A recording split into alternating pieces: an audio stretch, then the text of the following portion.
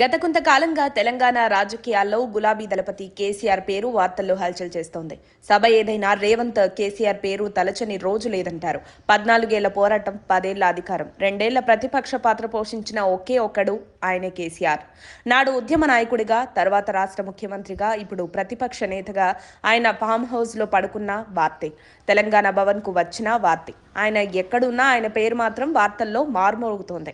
అయితే ఇలాంటి పరిస్థితుల్లో ఆయన అసెంబ్లీకి అటెండ్ అయితే అందరిలో క్యూరియాసిటీ. అలాంటి సీన్ మళ్ళీ రిపీట్ అయింది. ఆఫ్టర్ ఎ లాంగ్ టైం మాజీ ముఖ్యమంత్రి కేసీఆర్ అసెంబ్లీకి వచ్చారు.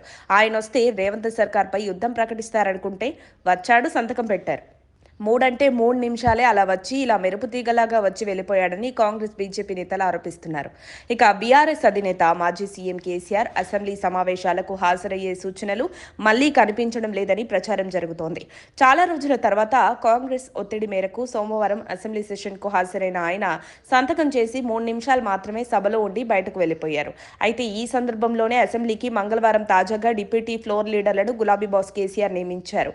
కేటీఆర్ ని కాదని assembly deputy floor లీడర్లుగా Harish Rao, Savitha Indra Reddy, Talasani Srinivas యాదవ్ను నియమించారు. మండలిలో పార్టీ ఉపనేతలుగా ఎల్ రమణ, పోచంపల్లి శ్రీనివాసరెడ్డిని నియమించగా మండలి పార్టీ విప్గా దేశపతి శ్రీనివాస్ను నియమించారు.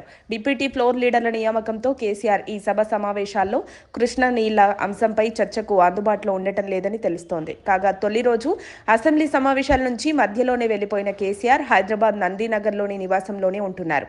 దీంతో అక్కడికి పెద్ద ఎత్తున బీఆర్ఎస్ కార్యకర్తలు, కేసీఆర్ అభిమానులు కేసీఆర్ను కలిసేందుకు మంగళవారం భారీగా పోటెత్తారు. కార్యకర్తలు పెద్ద సంఖ్యలో రావడంతో భద్రతా సిబ్బంది వారిని లైన్లో ఉంచి కేసీఆర్ వద్దకు పంపించారు.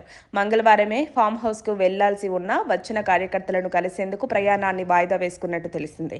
అయితే ఓవైపు రేవంత్ సర్కార్ కూడా జనవరి 2 నుంచి జరిగే అసెంబ్లీ సెషన్లో కృష్ణా గోదావరి జలాలు, పాలమూరు రంగారెడ్డి ఎత్తిపోతలపై చర్చకు సిద్ధమవుతోంది.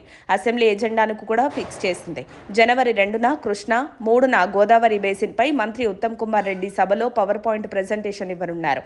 పవర్ పాయింట్ ప్రెజెంటేషన్ కు తమకు కూడా అవకాశం ఇవ్వాలని ప్రతిపక్ష బీఆర్ఎస్ కోరుతోంది. కీలక అంశాలపై అసెంబ్లీలో చర్చ జరగనున్న నేపథ్యంలో మాజీ సీఎం కేసీఆర్ సభకు వస్తారా రారా అన్నది ఆసక్తికరంగా మారింది. మరిన్ని అప్డేట్స్ కోసం మా కాయ్ టీవీని సబ్స్క్రైబ్ చేసుకోండి.